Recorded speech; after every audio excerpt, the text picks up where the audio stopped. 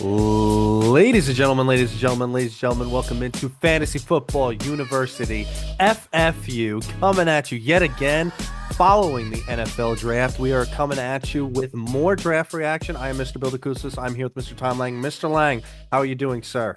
I'm doing well. Ready to talk about some football. Yeah, lots and About it.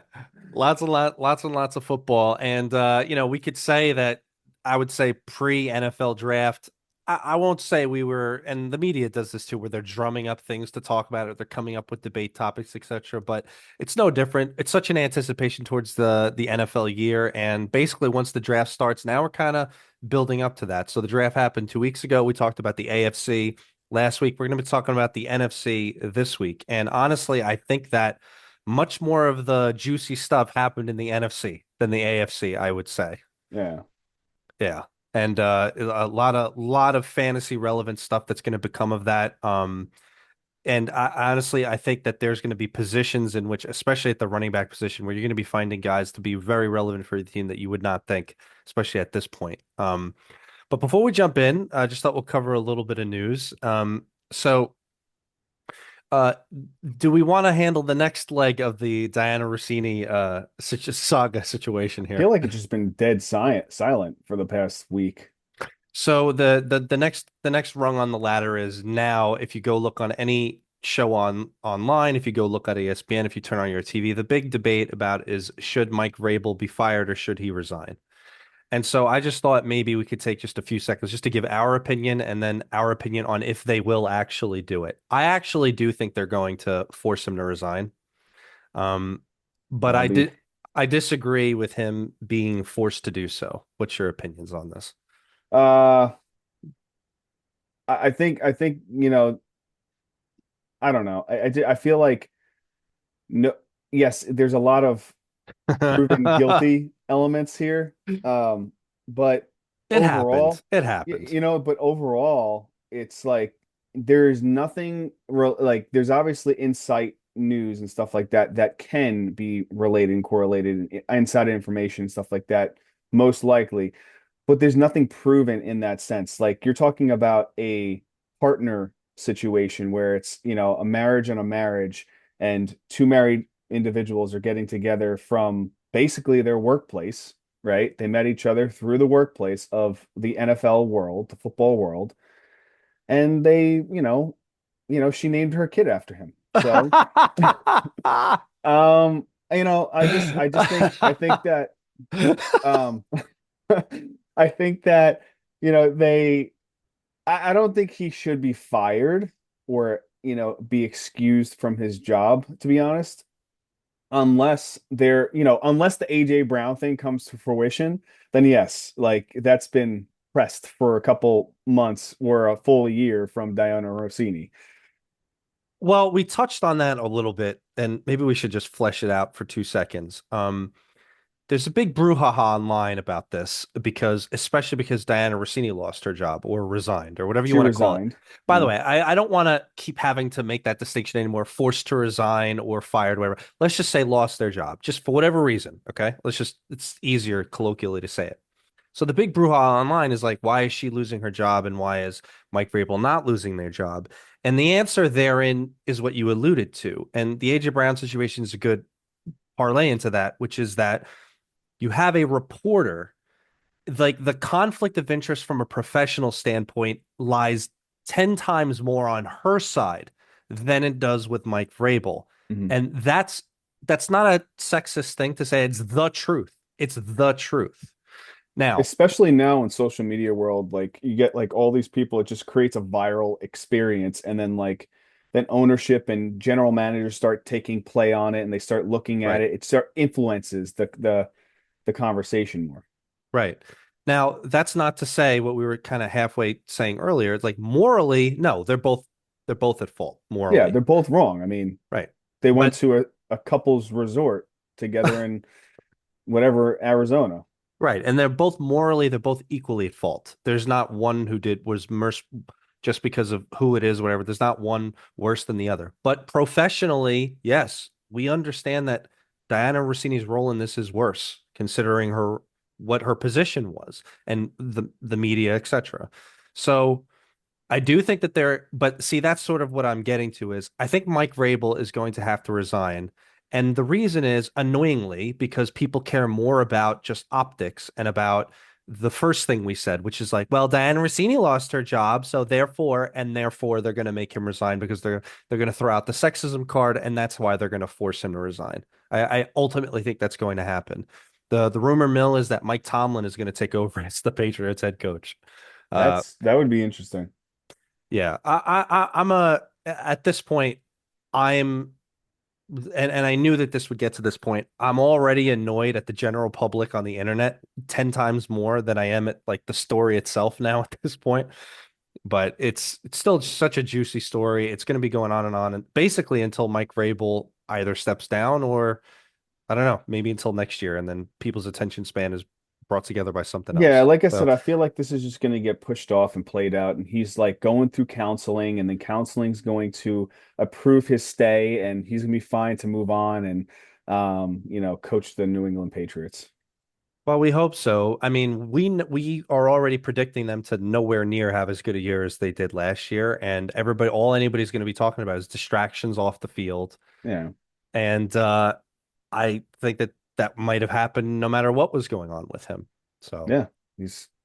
He has two kids with his previous wife, current wife, right, and he has alleged child. You are the father from right. Murray. And Mike Yeah. Vrabel has a daughter named Diana. Yeah, so such a crazy, crazy situation. Any other quick news other than the Diana Rossini style? There's Well, a yeah, couple I people. mean, There was some yeah. contract news, but Yeah, like I mean, I think the most important one is the quarterback for the Steelers right now, as I believe Aaron yes, Rodgers is going. He's like it's like 99.9% sure he's going to sign. Like right. he has I think it's July 1st or something like that. He has up until July 1st, and then there's some sort of contractual like thing where they can trade him to a team that is in desperate need of a quarterback. There's some weird stuff in his contract. And Aaron Rodgers just doing Aaron Rodgers things. He waits to the last minute. He's going to his or Waska, um, in Chile or something like that, whatever. And Chile. yeah, he's just chilling for like 30 days in a cave, and that cave is literally going to tell him if he's going to play again.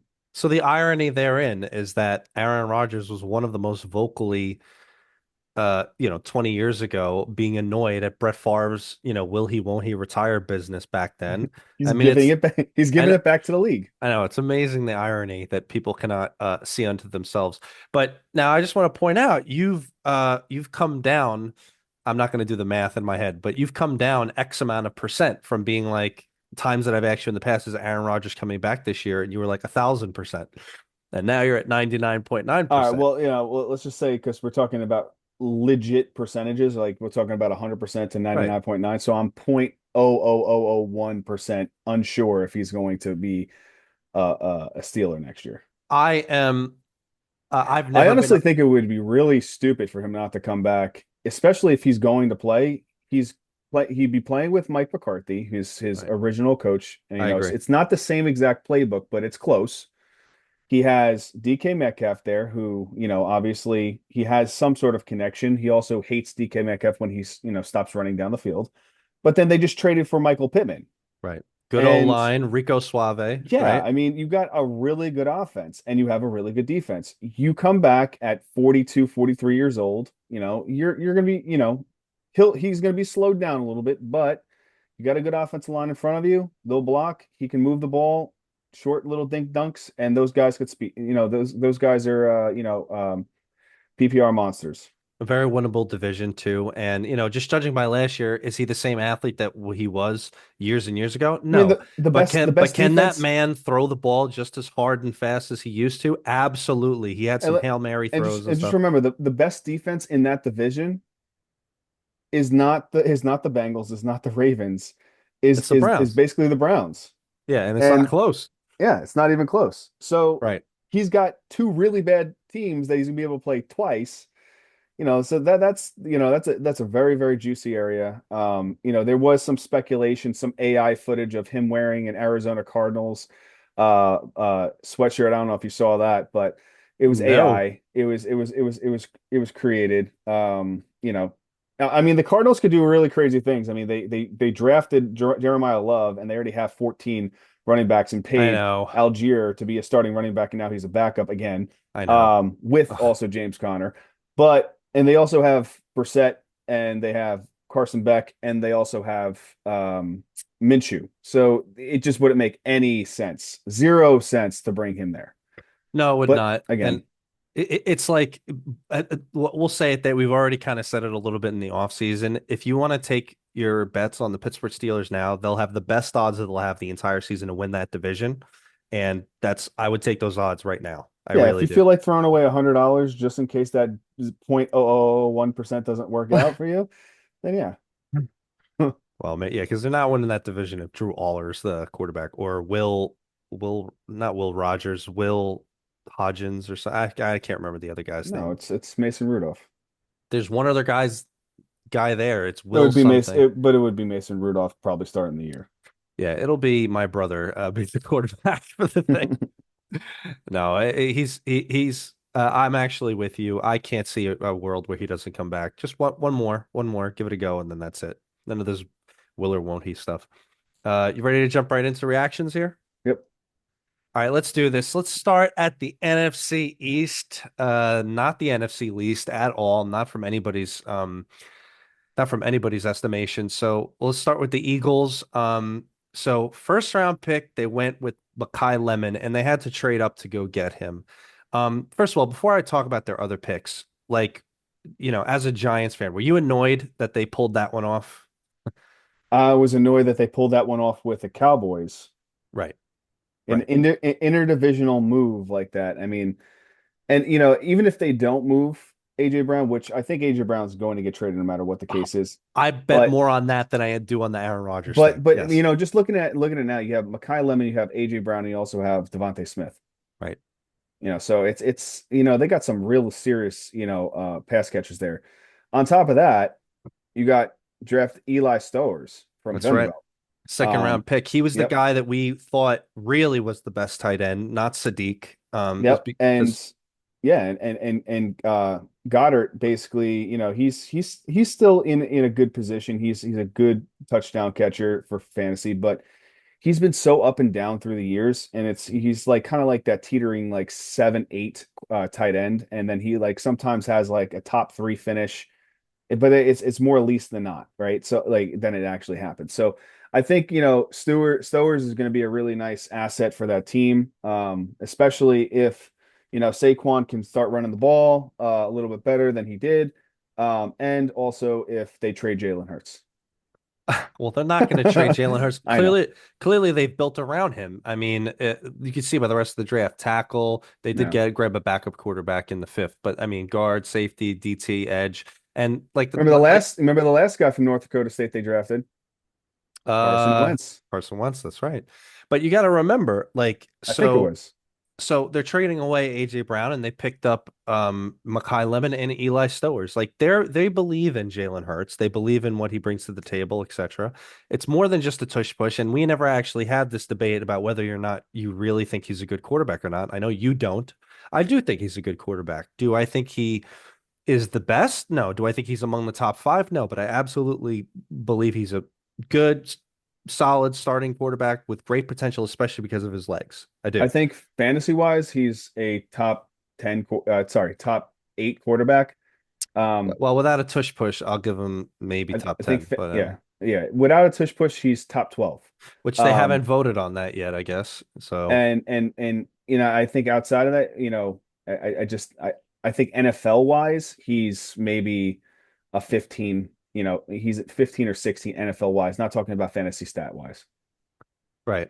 Well, I do agree with you. So Goddard's there and he's entrenched, and they gave him a bigger contract, if I'm not mistaken. I think it was last year. So he's not really going anywhere, not this year. So maybe Stowers is a bigger deal down the line, maybe years from now, etc. But again, So, I mean, there was a period of time, I don't know if you remember when they had Zach Ertz and then they traded Zach Ertz after they extended him. And that's when the Goddard was there as well, too. And Goddard took over the role. So it was kind of like a, sign for a year and trade kind of ordeal.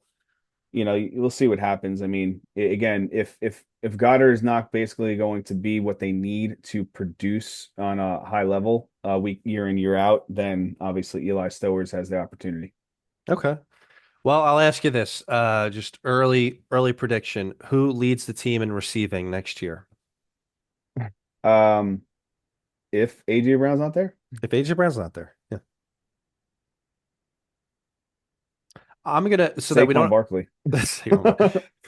I'm gonna say I think because of this that move that was made, everybody's gonna have their eyes on Mekhi Lemon, but I have a feeling Devontae Smith is gonna be he's I gonna think be I don't think that underrated. So I think he's gonna be underrated, but I think Devontae Smith is always going to be that guy. He's just, especially with Jalen Hurts is there. That he's not going to level up. He's not going to level down. He's going to be a wide receiver too. I think Mekhi Lemon is probably going to be the best fitting. I don't want to give him the I'm a Ross St. Brown kind of role yet, but I do feel that he's going to transition to that where he's going to be a PPR monster. He's going to get all those little dink and dunks. He's going to get a couple shots and then he's gonna basically take it up from there. maybe, but like we said, the problem is in Philadelphia, they don't throw it anywhere near as much as Detroit does. So it's such a slower pace of play, and they don't throw it nearly as much.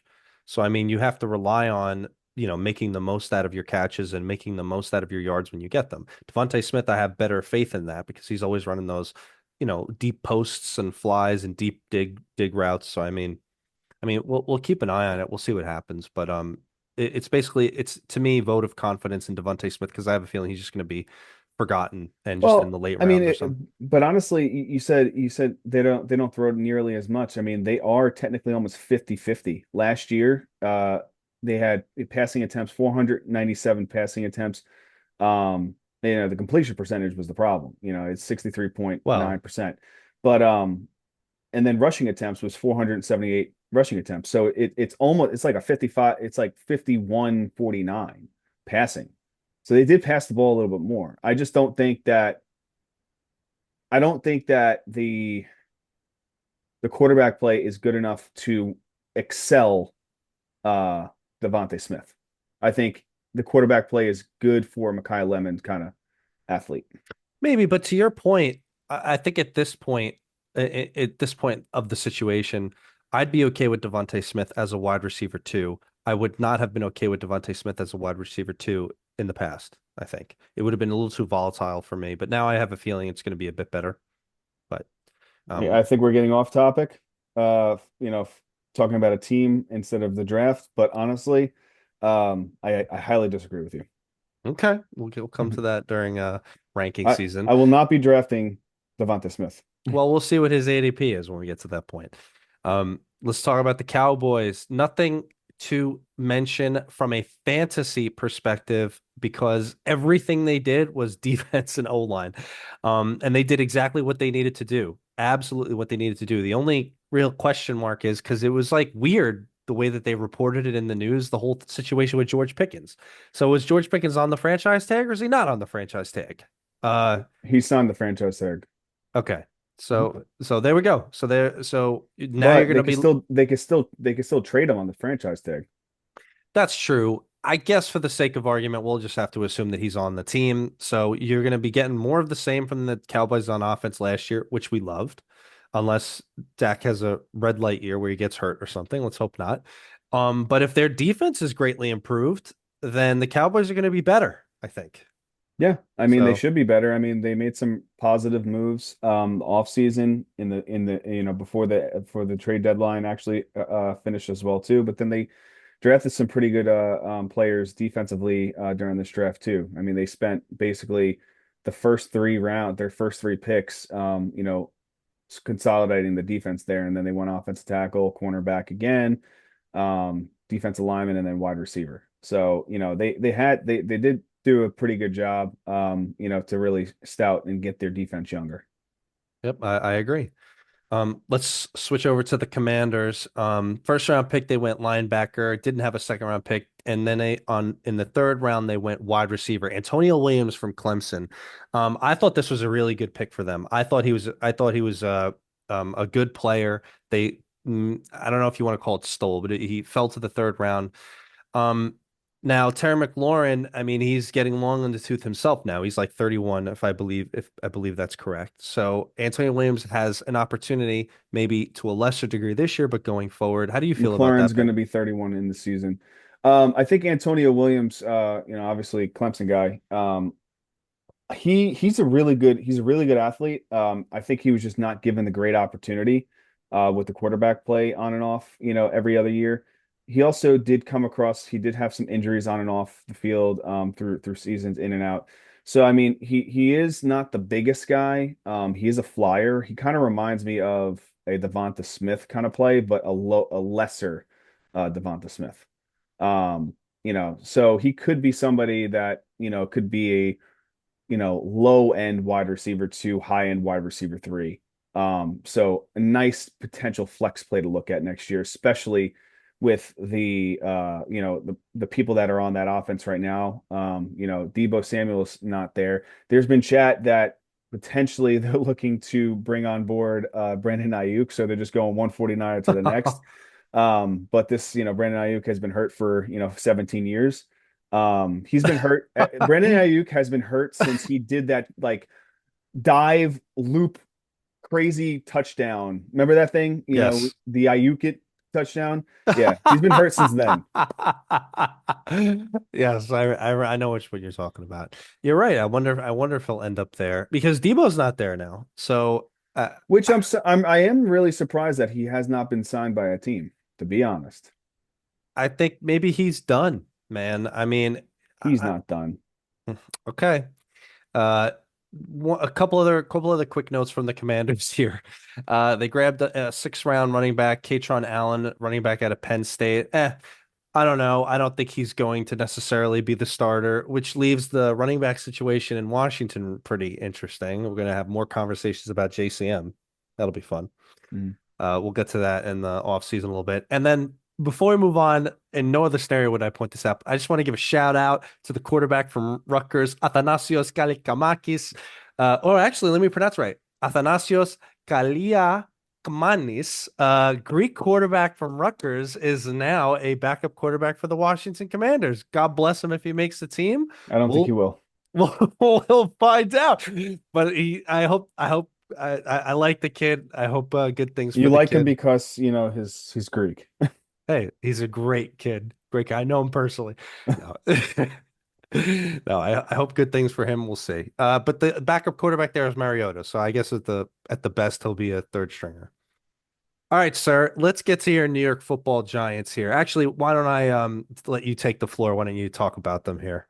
Yeah, I mean, obviously the Giants took Arvell Reese first round. They had two first round picks, and then they went Francis Mayunga. Um, Great player. Basically, yep, awesome tackle from Miami. He, you know, basically national championship. You saw him out there basically going against a really, really hard defense in which one call it Indiana. Indiana. Mhm. But then they kind of diverted a little bit. I didn't think that they were going to take Colton Hood, but he is a decent cornerback. And then Malachi Fields. I'm a little concerned about Malachi Fields because Notre Dame hasn't really been a throwing team. They lean on the run a lot. That's why two of their guys went in the first round. Obviously, Love, and then whatever his name is, what you call it, Price. yeah, Price, Mhm. Jadarian Price. Um, but he did have the catch of the year last year, apparently, allegedly. So, maybe he can be that big body guy on the other side that, gets good opportunity. Because we know that We don't Slayton is even know. not.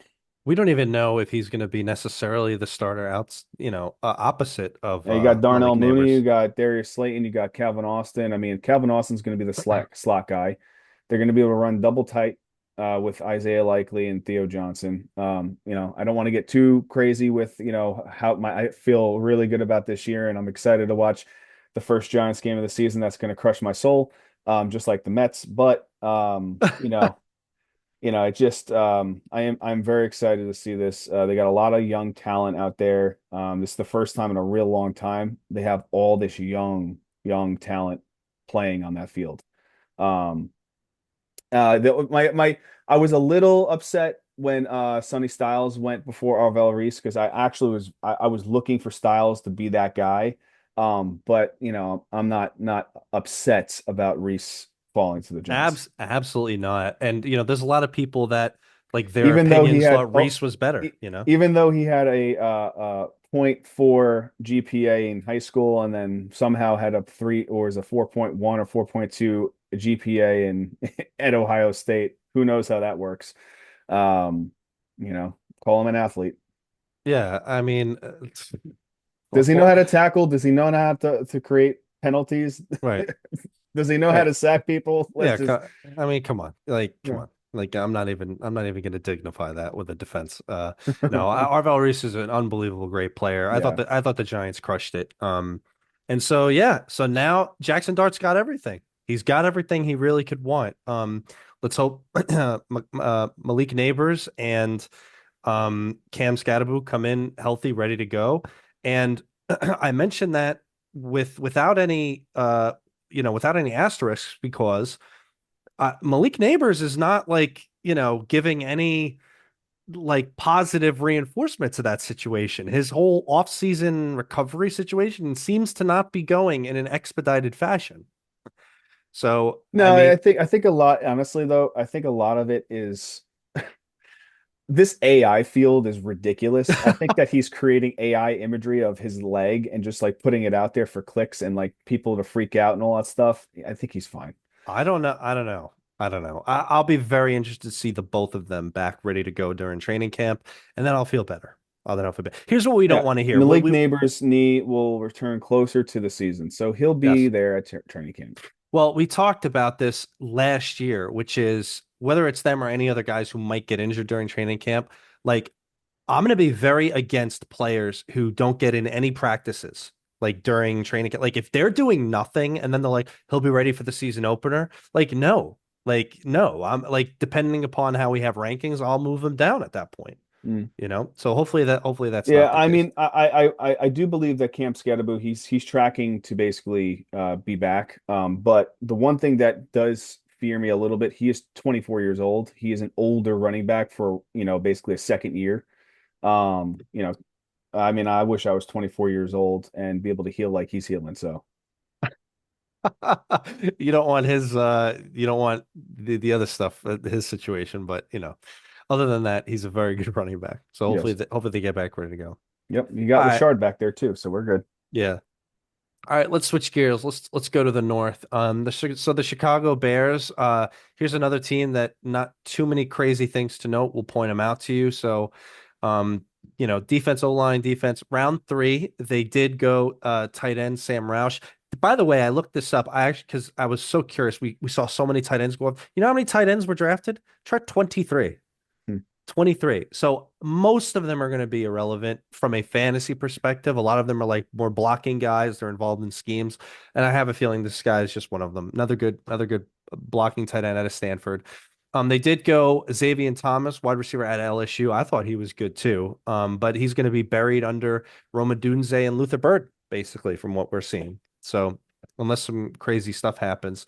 So again, the Bears in general, well, I don't think that they necessarily have the exact same success that they had last year, No. although um, primarily that's going to be because of better competition, etc. But I do think that there is room for improvement from Caleb Williams himself, so he could Yeah. play more consistent. I No, I mean, mean, obviously losing DJ Moore is not going to help. right. Maybe it does help in a sense where you don't have so many options and you have your guys that you want to throw the ball to. So we'll see. But they didn't really do anything significant during this draft for that offense. Packers, their entire draft was defense, O line. They even got a place kicker in the sixth round, Trey Smack. So nothing crazy to note there. But I just wanted to touch on the fact of, we talked a little bit about it. I just wanted to hammer you home on it. So now the Packers have two key departing wide receivers. Dontavian Wicks has went to the Philadelphia Eagles, and Mm. Romeo Dobbs has went to the Patriots. So we had the rule of the Wheel of Fortune Russian roulette situation with the Green Bay wide receivers last year. Now we're down to three. It's Matt Golden, it's Christian Watson, and it's a Jaden Reed. All three are going to be relevant in some way. I know you're partial to Christian Watson. Um, but in the end of the day, who's going to end up with the most fantasy points, provided they all stay healthy, which I get it is a big provided. I don't know. Because I think Honestly, they'll all have some value. I really do. I just don't know if I think Jaden Reed is the only guy, and then you got Watson. That's pretty much. I think, kind of weeding it down a little bit and taking out Romeo Dobbs. I think that opens the field for Watson a lot more for those touchdowns. But I also think that extending Jaden Reed is obviously a clear indicator that he's gonna be utilized a lot more. You just got to stay healthy. That's right. No, you're right. And if Golden is going to do anything, he has to improve 10 times than what he was his rookie year. So we'll see what he Mhm. does this year. Oh, and the quick note, so with the departure of Emmanuel Wilson, it basically leaves Josh Jacobs, and the only other guy left standing there, standing in quotations, is Marshawn Lloyd. Maybe If we'll he eventually see him do Sometimes he something. is standing, sometimes he's not. We'll see if he can eventually do something because Josh Jacobs, he can't keep doing it forever. So we'll see how long that goes. Let's go to the Vikings. The Vikings are another team that had very little to do in terms of the offensive side of the ball. A lot of defense, a lot of offensive linemen. They did grab Max Bredesen out of Michigan in the fifth round. Okay, and ultimately in the sixth round, they've got Demon Claiborne. How do you see the running back situation in Minnesota going this year? I think it's just going to be a mixture of Mason and Jones. Just Same as that's what last it's going year. to be. Yeah. It's And amazing that they're not building. Kyler Murray will be the starting quarterback there. It will not be a quarterback competition. Because if Justin Jefferson has anything to say, he's JJ McCarthy is not the quarterback of that team. Gotcha. Kyler Murray is going to be the quarterback there, and we know that he dumps the ball off, and so I think this could be a good thing for Aaron Jones. Jordan Mason is not the greatest pass catcher, so I think Aaron Jones maybe has one last hurrah. Um, you know, we'll see what happens. He's going to be 32 going into this year. No, I agree with you. Detroit Lions, here's another team that went mostly offensive line and defense. They did grab a fifth round wide receiver Kendrick Law out of Kentucky. Okay, he's going to be another guy buried in that really deep depth chart. Yeah, because Isaac Tesla's there. That's right. He absolutely is. Let us not forget. Also, Jameson Williams and also Amon-Ra St. Brown. So yeah, he's gonna have a tough guy. He's basically just like the replacement special teams guy, etc. So I would love to see Tesla get some more work this year. We'll see. We I don't do. know. Greg Dortch was signed. We are predicting a bit of a bounce back from the Lions here. I So hope. I hope. I mean, Isaiah Pacheco's gonna, be like a kid running from the candy store, with a mountain of candy in his hands. So that's what he does. you're right. All right, The let's most upward runner in the NFL, Isaiah Pacheco. By the way, I'm of the opinion that Pacheco is like so not going to take much work out of Gibbs's hands, by the way. I think it's probably gonna be like 70-30. It's not gonna be like 60-40 anymore. But Okay. I think he's still going to he's basically going to take some touchdown opportunities from Gibbs. I mean, I could say the same thing about Brian Robinson in Atlanta, you know. No, 100%. I mean, we know that's going to happen. Right. I can't wait till we get to the running back ranking show. I'm excited to see how we have those two. I mean, they're both going to be tier one. Spoiler alert, but like that'll be fun. All right, let's go to the NFC South. A lot of fun stuff to talk about here. And the division champions, Carolina Panthers, from last year. So the Panthers tackle in the first round, D line round two. Round three, they did go finally a wide receiver, Chris Brazell out of Tennessee. Um, okay, not sure exactly how he's going to be fitting in. It basically just means that your boy there is just going to be the main guy. No reason to think he can't be finishing in the top 10, I don't believe. Yep. Yep. Um, so nothing really else to mention, but I did wanted to And by your boy meaning Ted McMillan. oh, sorry, I didn't mention it. So one thing I did want to mention is so We'll from get the yelled at by people. I know if we don't mention it at that exact time. So at the running back position there, so Jonathan Brooks is coming back. I know we've said it like 3 years in a row now. So great. Now with the departure of Rico Suave, I actually don't care because I think Chuba Hubbard, this is just another year of him being the dominating full year guy that he was 2 years ago. This That's is that's what I going, see. yeah, I mean, going talking about, Chuba Hubbard's projected ADP right now. He's going to be looked at, he's going to be underlooked, and he's going to overproduce. It just, that's who he's going to be. You're going to go back to Absolutely. Chuba Hubbard from 2 years ago and 3 years ago, finishing in the top 12 every single year and being drafted as an RB2 Oh, I or agree. RB3.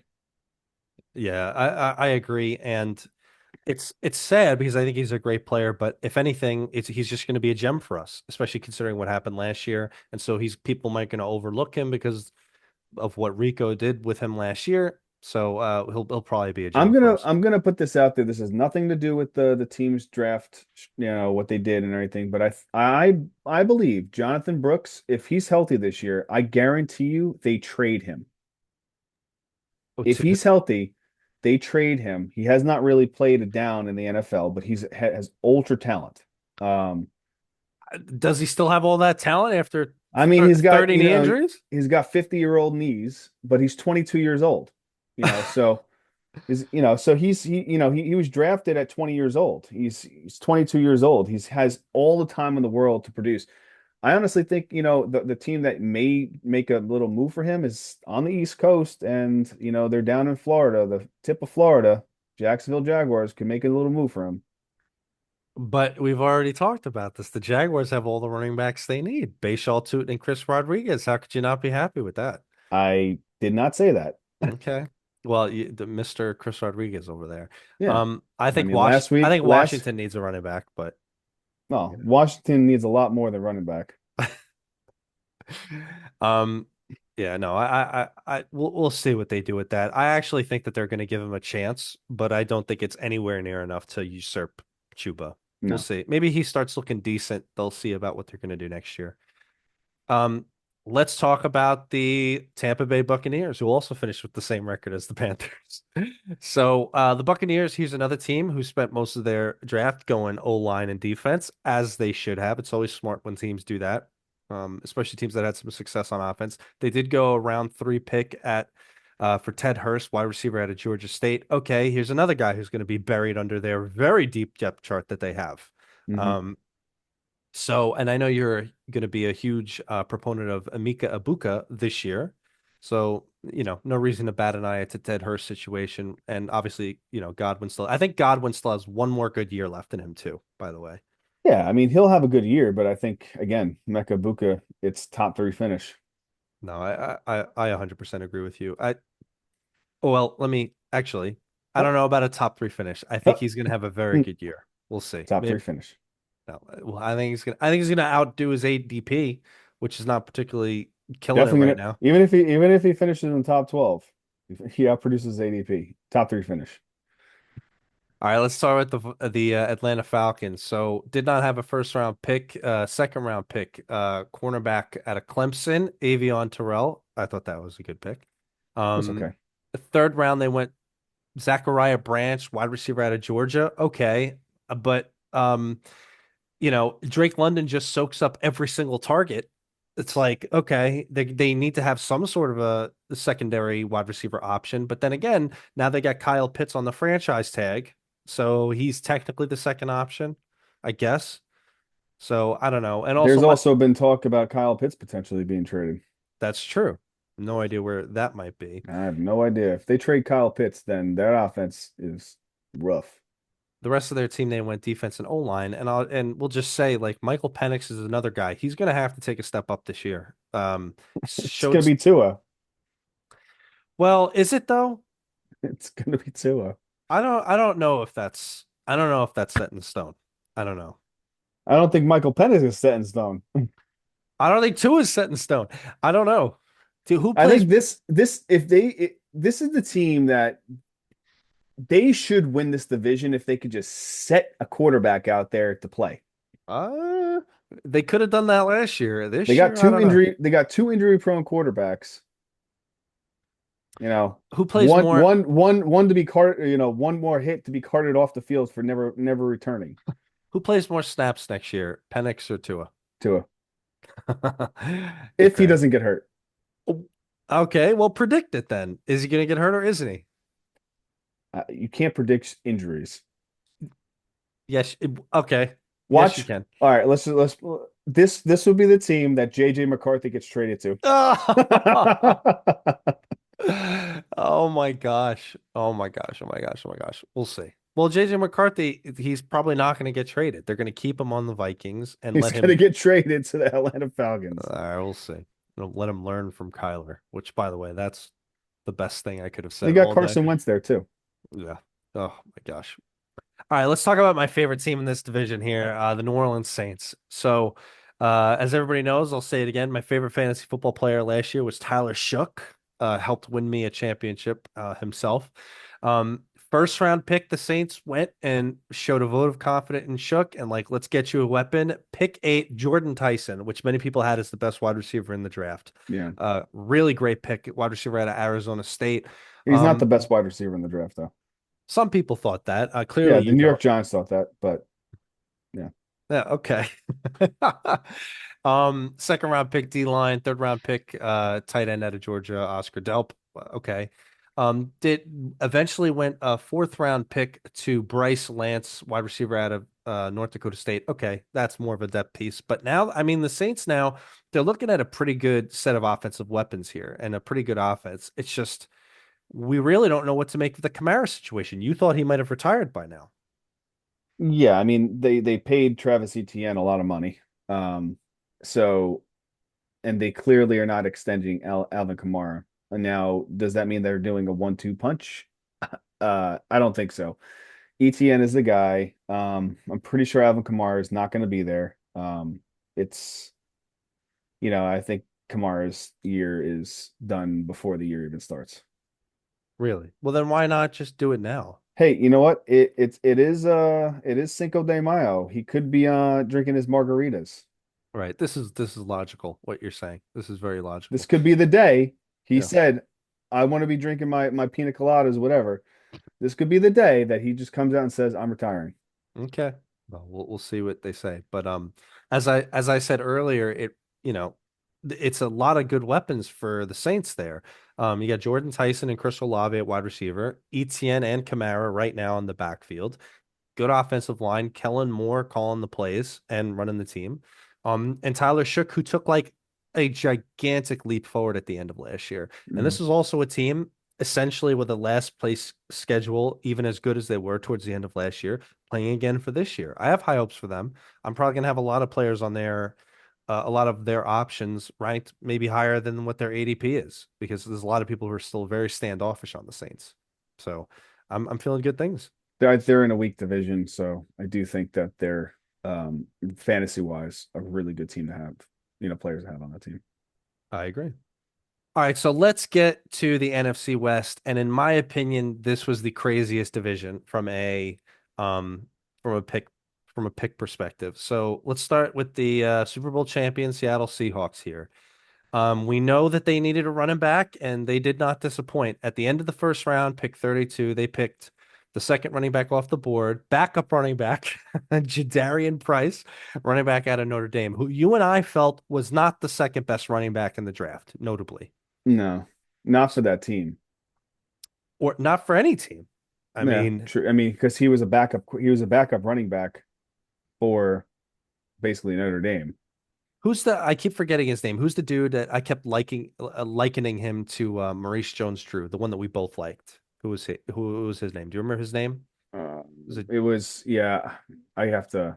All right. Well, Coleman. okay, Jonah Coleman. Yeah, Yeah, Jonah Coleman. he just happened to be our favorite, but yeah, there was a couple guys in that second tier that Seattle could have gone with, but they went with Jadarian Price. Now, here's the thing, though, you and I like we're at least realistic about things. So great, we might not have thought of him as the second best prospect, but he is going to absolutely have a very, very, very relevant fantasy role. The starting running back for the Super Bowl champion Seattle Seahawks on a Mhm. team that really does like to establish the run and plays great defense. So Jadarian Price has all the tools necessary. maybe to outpace his teammate there who's in Arizona as the top rookie running back next year from an I mean, opportunity he doesn't, standpoint. yeah, I mean, he doesn't have much behind him. So, yeah, I mean, he's going to get all the opportunity in the world. But the problem is, is it enough to basically, trust the running game, to be honest, to get, those really, really tight, tough yards? I don't know. I mean, is this the year that Sam Darnold kind of takes a little bit of a setback from his miraculous 3 year exposure, 2 year exposure? Um, I think we should be. I think we should be a start little giving them the. cautious this year. I think we should start giving the flowers. I mean, we don't have to predict them to go win another Super Bowl, but they have one of the best defenses. They have a great offense, and Sam Darnold has proven himself. He's a good quarterback. Does he have to be the best? No. So I don't. I think it would be. I think it would be ill-advised to imagine that kind of a regression. That doesn't mean that they're just going to be, putting up 30 points all the time. That's not what the Seahawks do on offense. But we are predicting a bit of a regression for Jackson Smith and Jigba. So I mean, he's impossible to have that kind of a season again and again. And also now he got paid, so he's breaking your rule of like you want guys hungry to some degree. So, Incentive um, pay. right. But I can see a world where Jadarian Price, like, there's no way that we're not going to have him ranked as a running back too, because you had two running backs on the Seattle Seahawks last year, both of whom were good, and both of whom finished as like the 24 and 25. Right. So, Yeah. I don't I know if mean, you having consolidate both having of it, but having Emmanuel Wilson is a different kind of back there for him for the time being. a different So kind of back. Yeah. different kind of back. Yeah. A A little bit more backup running back. elusive. Yeah. Yeah. A little bit more elusive. Well, anyway, the rest of the draft, they mostly went defense and O-line. One note is sixth round, they went Emmanuel Henderson, wide receiver out of Kansas. Okay, probably depth piece. It's just going to be the Jackson Smith and Jigba show. But, keep an eye on their secondary wide receiver and Torrey Horton. I believe it's Tony Horton or Torrey. I think it's Torrey Horton. He showed some flashes last Torrey year. Horton. Yep. Showed some flashes last year, and we'll see if it's not just an unbelievable consolidation of targets in Seattle next year. They do need to spread it around. We'll see if they can. So that's the Seattle Seahawks. So let's go to the LA Rams, who is very, very high among all betting websites as the Super Bowl favorite for this year. You got Stafford coming back, you got Devontae coming back. One last hurrah for the most part is what basically everybody's imagining. And they did And absolutely nothing and positive for the draft. All right, let's right. move on. Right. And we kind of talked about it. And, we talked about it last time because the Ty Simpson pick at round one, pick 13 was the big surprise basically of the whole draft. And it was premeditated. They're building for the future, but they're building for a future, you know, in a time in which they are Super Bowl favorites this year. They did nothing to help themselves with that pick for this year's Super Bowl. No, So because they made some offseason moves. they did, but I can understand the criticism of that situation. So I'm not gonna, we don't have Yeah, to no, believe 100%. we don't have to beleaguer it. So they didn't have too many other picks, really nothing other crazy to note. So if you had to, I don't know if you want to put, I'm not saying to put money on it, but do you think the Rams are the favorite in the NFC? Um, in the NFC West. In the NFC West? Okay. I don't think in the NFC total. I think the Who, NFC West. who's the favorite in the NFC? I don't know. I don't know yet. Is this your way of like, I can't say the Giants because I'll lose No, the Giants are not. credibility? There's no way. There's no way. There's no way. All right, let's go to the San Francisco I honestly 49ers. think like the Detroit Lions have my pick right there, to be Okay. honest. All right, let's switch over to the 49ers. And I want to say something about the 49ers, but let's just get to the picks real quick. So did not have a first round pick, second round pick. Dijon Stribling, rando wide receiver from Ole Miss, to the second round. Okay, great. I don't know how much time he's going to see, behind Mike Evans, behind the other guy who we both like, Ricky Pearsall, Mhm. there, and whatever else is going on with their tight end situation. Um, round three, they went edge rusher, and then they had another third round pick for Kalon Black, the running back from Indiana. Now, It here's was another. very interesting that they passed on Denzel Boston That's and right. took, Dejean Stribling. Right. And nobody knows why they do these things. And that's sort of what I wanted to parlay with you. So, by all accounts, the 49ers had the worst draft of all the 32 teams. They're ranked 32 out of 32 from like 17 different analysts.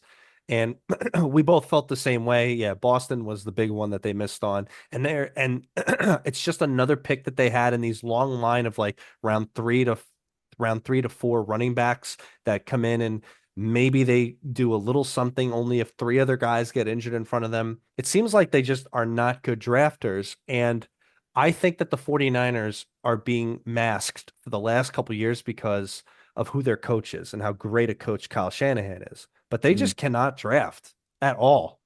Um, I can't see any one of these guys having that significant an impact, not even from a fantasy perspective, from an NFL perspective. So maybe the 49ers don't have as good a year this year, and then maybe eventually John Lynch moves on and he realizes I've lost my touch, maybe. Yeah. I mean, you draft, in the was it the third round, a 24-year-old rookie running back who's never going to touch the field. I know. I don't get it. Oh, and that was the other thing. So did you see like their press conference about this? No. So we say it all the time about these press conferences where, these guys like they can't just answer the question or they think that they're above everything or the level of smugness. They were so poo-pooing the fact that they were being criticized for these picks and the point of which they were being. And like, how can you possibly be that way for this, long in a row about guys that you could get after the fact or different guys that you could get and then never be held accountable ever? And how dare reporters ask you those questions? Oh, you don't know anything. You'll never understand what we know. That level of smugness, man, it gets so irritating after a while. Yeah. Ugh. I didn't see it, but I mean, I think, that should be a fine, if you're not going to have a conversation, a logical conversation, the media is like trying to like be realistic and ask questions about it, and like then you're going to be smug about it. You should be fined for not like actually somewhat doing some sort of like dive into it. It's a mark of honestly to me it's a mark of ineptitude because you never see good teams or good coaches or good GMs ever get annoyed really at any of these questions. Like Yeah. Andy Reid gets asked pointed question all the times, and Andy Reid's a class act, man. Like what does he do? Hey, he answers Bill the question. Hey, Belichick. Bill When Belichick's an he exception, Yeah, but when he gets the same question, but like he'll answer the question right and then like they'll ask the same question in a different way. Move it off to Cincinnati. or whatever. Yeah. Moving off to Cincinnati. No, but I mean, you're never going to hear Howie Roseman or Brett Veach or any of the good GMs be, obviously because they're always making the best picks. But like, I don't know, it just rubs me the wrong way. All right, let's get to the crazy one. You and I are going to have like probably a mini fight now about this. So the Arizona Cardinals. Okay. Before I talk about any other picks, round one, pick three, Jeremiah Love. Now, you think Making him the highest paid running back out of a draft all time. just because of where he went, Guaranteed money. right? Okay. Why You do you, pay Tyler Algier right? and you extend Yeah. James Conner. Then you also have Trey Benson and you have Bam Knight. Okay, we're gonna forget that Bam Knight exists. All right, so you think there's no way to slice it. You think this was a bad pick. No way that you could spin a positive to this. No, I mean he's going to perform for the team. He's a fantastic pick for the team. He's a great athlete. He's an unbelievable pick for the team. But I think for the sport, it was a bad president. Uh, well, And not only that, but I also think that because they knew he was going to be there, he wasn't going to go two, right? He was gonna they had all intention to take him. My well, problem is Tyler Algier is a really good running back. He's proven to be a really good running back. He was going to be given the opportunity to be that guy and then have James Conner as that 1-2 punch right there. I thought that's all they needed. That's all they needed to basically be relevant, and they could utilize that pick on the defense that was smothered last year. So, I agree. I let me rebut you. Let me take it from the other side. Okay, there's a couple aspects to this. Let's start with um it's never good to give people credit when you know that they probably don't deserve it, but let's try to initially start with giving them more credit. What if James Conner, if he does come back, is a horrific shell of his former self, is nowhere near as good as he was because of the injury, time, and attrition? Let's assume that. Let's also assume Trey Benson, who may or may not have just put himself permanently in the doghouse with what went on last year, that injury in and out, in and out, in and out. And also, when he did play, he was nowhere near as good as essentially what was built up for it. So if we assume that Trey Benson is a complete bust and James Conner is a shell of a shell of a shell of his former self, and Bam Knight's irrelevant, you have Algier, and that's it. From that perspective, I can understand being like, well, we have a position of need here. We could use some electricity. Let's go get Jeremiah Love, especially that we're in that position to go get it. I could give you other arguments, but just on that argument, does that hold any water with you? Yeah, I mean, I get it, but like again, I just don't like the pick for this team. They just had everything lined up and their offense was good. They didn't need, I mean, now their offense is gonna be great, but their defense is they're gonna have to be playing catch up. You don't run the ball all the time playing catch up. Now you got three running backs, three solid running backs. Well, I just said, I mean, what if James Conner isn't that way and you're just left with Algier? If you were just left with Algier, I can like this pick makes a lot more sense to me. Yeah, but you got Benson back there. I understand that he was just, he was hurt and stuff like that, but he's still a, 23-year-old running back. I know, but maybe he isn't all that. Maybe they saw what they needed to see, and we saw what we needed to see. He really wasn't, at least initially. I mean, there's room for improvement, but I'm not saying I necessarily agree with this, but I'm saying if all these things were true, then this makes more sense. But let me give you like a conspiracy theory that I saw online about this. Okay. The Cardinals have, historically, at least, haven't been the best franchise. They don't have the best management. They don't have the best drafters, etc. So the theory online about this is that you drafted a guy who can't bust. You know that Jeremiah Love is great. You know he's going to be great. Does he fulfill a team need? Absolutely not. But you know he's not going to bust. So the conspiracy online is like, if you went for a position of need, well, maybe there was a bit more questions in the air about how good that player would actually be versus a guy that's 100% guaranteed. It's a way of them being like, okay, my job is safe. I drafted a guy who can't bust. You know what I mean? Like Yeah. it's their way of not screwing up, which is horrendous. It's a horrendous way to run an organization if that's what it is. So I sincerely hope that that's not the case. From a fantasy perspective, you got a team that put up a lot of points, that they're likely to try to keep putting up a lot of points. They're not going to have that good of a defense. We'll have Jeremiah Love ranked pretty high, but we'll see where the ADP falls. But I don't, it's just a crowded backfield now, Yeah. to your point. I do like the Carson Beck pick in the third round. I think that Yes. was a really nice pick for them. Then obviously before that they went offensive guard. They're actually probably one of the only teams that had one singular pick in each and every single round. Um, Right. so they had the traditional kind of like draft order.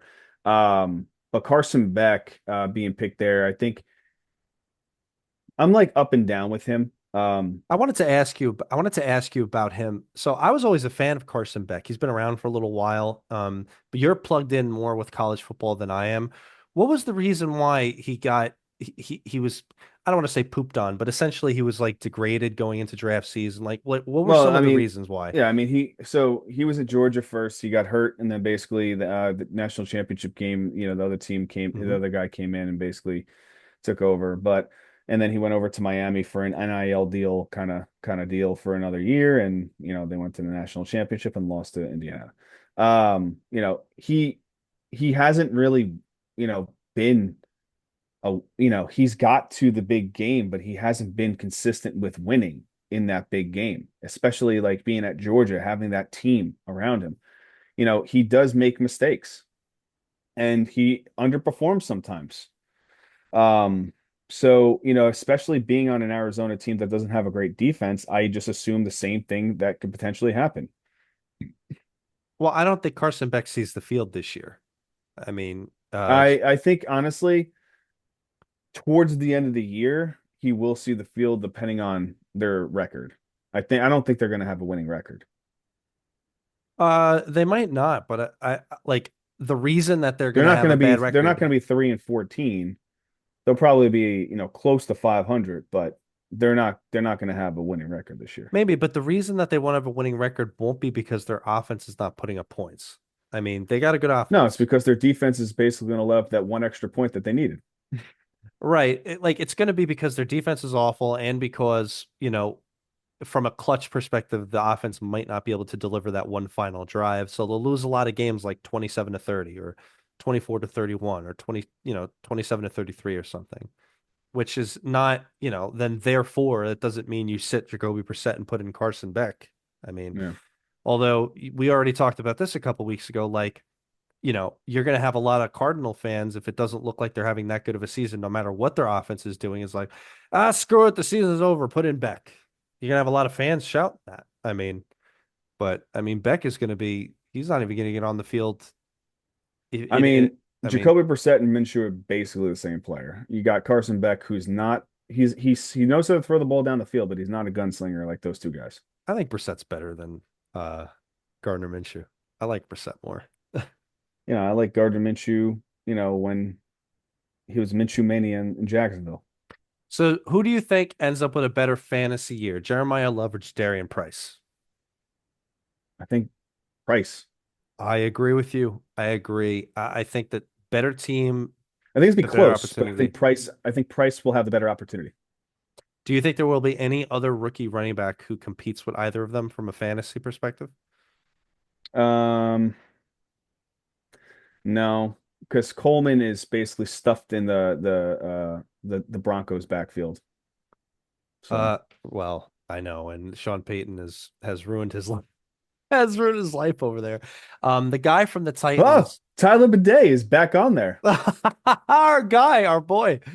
The guy who went to the Titans, I have his name here, the running back, the starting running back from Penn State, Nicholas Singleton. I think he has an opportunity. It's not going to be from a whole season perspective, but for the second half of the year, I think he has an opportunity to be a big fantasy contributor. He's the other one I got my eye on. Okay. Most of the other guys are kind of buried in there. So, um, but there we go. That's our draft reaction, and the NFC West, man, was crazy. Was absolutely crazy. Do you see any other interesting moves happening, major moves happening between, let's say, now and the start of training camp? I mean, let's assume that AJ Brown absolutely goes to New England. It's close to a done deal from everything we're seeing at that point. So other than that, any other major moves you're thinking? I'm thinking honestly, if AJ Brown doesn't get moved, then Deebo Samuel gets signed by the Patriots. Uh, I disagree. I disagree, man. I don't know how you think he has that much left, Debo. It's Deebo. Samuel, yeah. Um, I think that the Cowboys end up keeping George Pickens. They're not going to trade him. I think the Falcons end up keeping Kyle Pitts. They're not going to trade him. Maybe some minor moves here or there. It's really hard to, predict that kind of stuff. So, we'll just rock and roll with what we have. And yeah, like we said, other things that are going to have to come down the pike. So Aaron Rodgers is going to have to ultimately declare to be playing at Pittsburgh. That hasn't happened yet. But Um, it's almost there.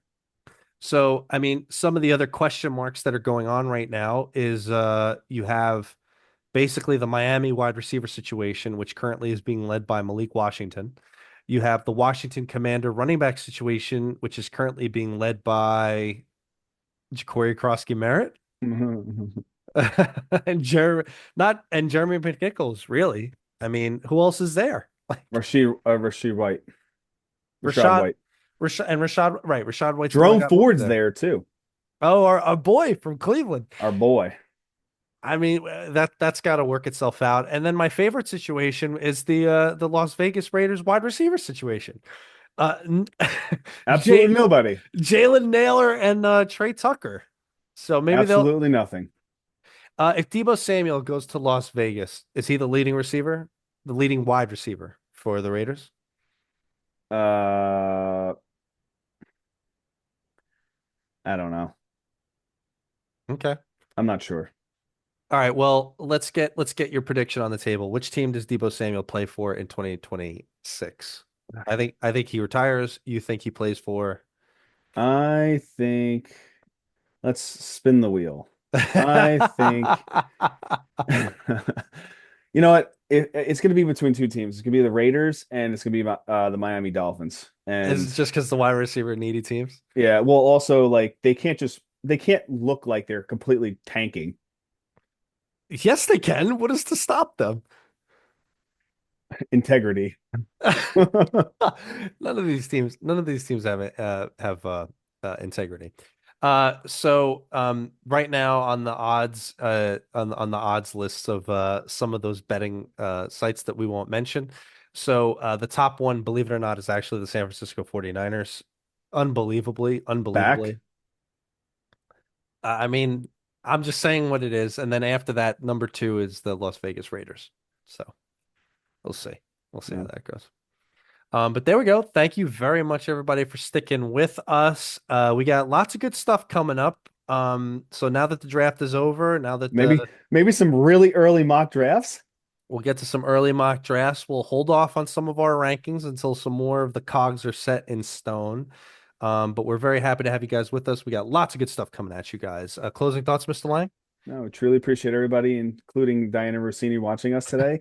If you could please like, share, and subscribe, that would be greatly appreciated. Yes, thank you very much, everybody.